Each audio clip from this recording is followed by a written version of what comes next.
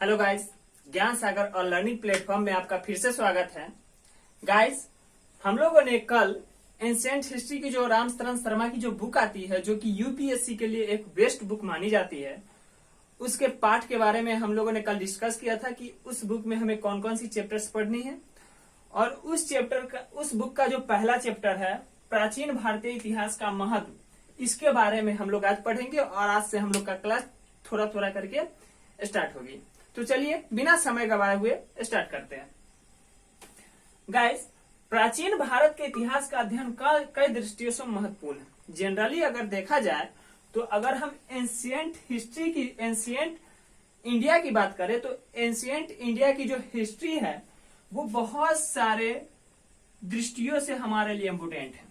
जैसे एग्जाम्पल के लिए हम घर में कोई वस्तु लाते हैं तो वो बहुत सारे तरीके से, बहुत सारे दृष्टि से वो हमारे लिए उपयोगी होता है। सपोज मान लेते हैं कि हम एक गाड़ी लाएं, तो कोई भी व्यक्ति अपने घर में गाड़ी लाता है तो एक काम नहीं होता है कि सिर्फ ऑफिस जाना है, इमरजेंसी है तो गाड़ी का इस्तेमाल होगा, कहीं जाना है तो गाड़ी का इस्तेमाल होगा, तो बहुत सारे काम में उसका इस्तेमाल होता है। उसी तरीके से एंशिएंट हिस्ट्री का अगर हमें हिस्ट्री का, भारत के हिस्ट्री को समझना है तो एंशिएंट हिस्ट्री को समझते हैं तो इससे अध्ययन से रिलेटेड हमें बहुत सारी जानकारियां मिलती है। देखिए, मानव समुदायों के द्वारा प्राचीन संस्कृतियों का विकास कब, कहां और कैसे हुआ। यानी कि इंसान के द्वारा प्राचीन संस्कृति का विकास, एंशिएंट कल्चर का विकास कब हुआ, कहां हुआ और कैसे हुआ, इसकी जानकारी हमें एंशिएंट हिस्ट्री से ही मिलती है। ठीक है। कृषि, इसके अलावा कृषि की शुरुआत कैसे हुई। आज जो हम लोग अनाज उगाते हैं, हम लोग खाना खाते हैं, उसकी शुरुआत कैसे हुई, किस तरीके से लोगों ने खेती करना शुरू किया। जैसा कि आप लोग जानते होंगे, पढ़े भी होंगे कि पहले लोग घुमक्कर हुआ करते थे, एक जगह से दूसरे जगह घूम घूम के खाद्य आखेटक, मतलब खाना को इकट्ठा करते थे और खाते थे। लेकिन जब कृषि का विकास हुआ, कृषि का जब शुरुआत हुआ तो लोग एक जगह स्थिर होकर रहने लगे और उनकी कॉलोनीज बसने लगी। तो कृषि की शुरुआत कैसे हुई, किस तरीके से लोगों ने अपना घुमक्कर जो नेचर था, स्वभाव था, उसको छोड़ के एक पार्टिकुलर जगह पे घर बना के रहना शुरू कर दिए थे, इसके बारे में जानकारी हमें प्राचीन इतिहास से ही मिलती है, एंशिएंट हिस्ट्री से ही मिलती है। अगला, प्राकृतिक संसाधनों का खोज व उपयोग। यानी कि नेचर में जो रिसोर्सेज पाए जाते हैं उसका खोज इंसानों ने किस समय किया, कैसे किया और उसका इस्तेमाल कैसे किया, इसके बारे में भी जानकारी हमें मिलती है एंशिएंट हिस्ट्री से। तो ये सब जो हम पॉइंट अभी एक एक करके क्लियर कर रहे हैं वो सब इनके महत्वपूर्णता को, इम्पोर्टेंस को दर्शाता है। ठीक है। देखिए, अब प्राकृतिक संसाधन, जनरली अभी के टाइम में देखा जाए तो इंसान जो भी एक्टिविटीज करता है उसमें 90% नेचुरल रिसोर्सेज इंक्लूड होती है, डायरेक्टली या फिर इनडायरेक्टली।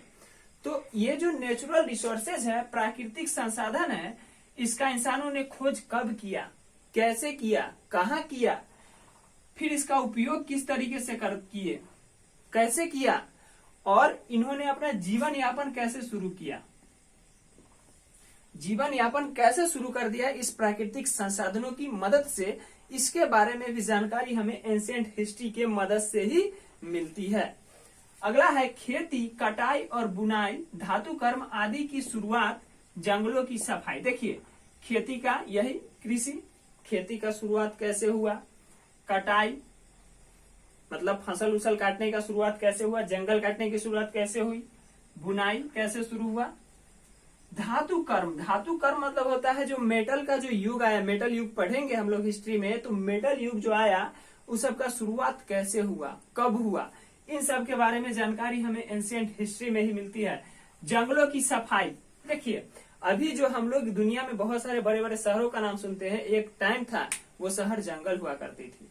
तो किस तरीके से जंगल काटा, लोगों ने जंगलों को काटा, जंगलों को खेत में बदला, जंगलों को गांव में बदला, गांव बदला नगर में, नगर बदला शहर में, ये सब किस तरीके से हुआ, इस सब की जानकारी भी हमें एंशिएंट हिस्ट्री से ही मिलती है। ग्राम, नगर और अंततः राज्यों का निर्माण कैसे हुआ, किस तरीके से गांव नगर में बदले और नगर शहर में बदले, राज्य में बदले, ये भी जानकारी एंशिएंट हिस्ट्री से ही मिलती है। देखिए, कोई समुदाय तब तक सभ्य नहीं समझा जाता जब तक वह लिखना न जानता हो। मतलब कोई भी समुदाय, मानव का कोई समुदाय है, वो तब तक सिविलाइज्ड नहीं माना जाएगा, तब तक सभ्य नहीं माना जाएगा जब तक कि वो लिखना न जानता हो। ठीक है। आधुनिक लिपियों या भाषा का विकास प्राचीन लिपि या भाषा से हुआ। देखिए, अभी जो हम लोग भाषा बोलते हैं, जो लिपि लिखते हैं, तो उनका कनेक्शन किसी न किसी तरीके से एंशिएंट टाइम से ही है। ऐसा नहीं है कि हम एकाएक हम लोग अभी के टाइम में लिखना सीख गए या फिर भाषा का इस्तेमाल करने लगे, वो ऐसा नहीं है। हम जो भाषा या लिपि का इस्तेमाल करते हैं वो आज नहीं, हजारों साल पहले एंशिएंट हिस्ट्री में हुआ करता था, और उसी से मॉडिफाई होते होते होते बहुत सारे रूप लेने के बाद अभी के टाइम में हम लोग उसी भाषा के प्रतिरूप का इस्तेमाल कर रहे हैं। तो ये सब की भी जानकारी हमें एंशिएंट हिस्ट्री से ही मिलती है। भारत अनेकानेक मानव प्रजातियों का संगम। देखिए, अगर भारत में विभिन्नता की बात करें, अनेकता में एकता की बात करें भारत में, तो शुरू से ही लेके अनेकानेक मानव प्रजातियों का संगम रहा है भारत। बहुत सारे मानव की प्रजातियां भारत में आई है, गई है, संगम रहा है। जैसे पाक यार्क आर्य, हिंद आर्य, यूनानी, शक, होर्न, तुर्क, ये सब कुछ मानव की प्रजाति है जो इंडिया में आए, फिर इंडिया से गए। तो स्वाभाविक है कि कोई भी प्रजाति किसी, जैसे एग्जाम्पल के लिए हम लेते हैं कि सपोज डेट आप अगर अपने घर से आप अपने अगर किसी रिलेटिव के पास जाते हैं और वहां का लैंग्वेज अलग है, तो कुछ समय तक आप रहेंगे तो आप भी वहां के लैंग्वेज को सीख जाएंगे, और फिर जब वहां से वो आप अपने घर आएंगे तो आप उस लैंग्वेज को थोड़ा सा अपने सोसाइटी में ट्रांसफर कर देंगे। तो इस तरीके से क्या होगा, थोड़ा सा कल्चर या फिर भाषा या लैंग्वेज जो है थोड़ा सा चेंज होगा। उसी तरीके से ये सब जो आए थे प्रजाति, ये भारत में आए, भारत से फिर चले गए, लेकिन उनके द्वारा जो कल्चर आई थी, ठीक है, उसमें बहुत सारा चेंजिंग आया। उन्होंने सामाजिक व्यवस्था, शिल्प कला, वास्तुकला और साहित्य के विकास में भी योगदान दिया। ऐसा नहीं है कि भारत में जो विदेशी आए या फिर जो प्रजाति दूसरे देश से आए वो आए और घूम के चले गए, ऐसा नहीं है। वो आए तो बहुत सारी सामाजिक व्यवस्था में योगदान दिया, शिल्प कला में योगदान दिया, वास्तुकला में योगदान दिया, साहित्य में योगदान दिया। मतलब वहां से आने के बाद कुछ लेके गए तो कुछ दे के भी गए, ऐसा नहीं है कि सिर्फ लेके गए। ठीक है, तो उन्होंने अपना योगदान भी दिया। इन सब के बारे में हम लोग डिटेल से पढ़ेंगे, क्योंकि पहला चैप्टर में सिर्फ इम्पोर्टेंस पढ़ना है कि आखिर क्या इम्पोर्टेंस है एंशिएंट हिस्ट्री का हमारे जिंदगी में।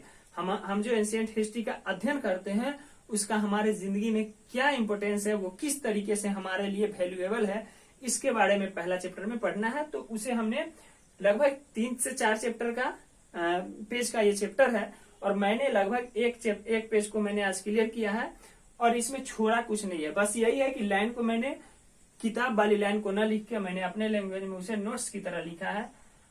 उम्मीद करते हैं आपको ये क्लासेस समझ में आई होगी। अगर आपको इसमें कहीं डाउट होती है तो हमें कमेंट करें, चैनल को वीडियो को लाइक करें और चैनल को सब्सक्राइब करें, ताकि आप अच्छी तरीके से रामशरण शर्मा की जो एंशिएंट हिस्ट्री की बुक है वो अच्छी तरीके से स्टडी कर सके। तो आज के लिए इतना ही। Thank you, good bye.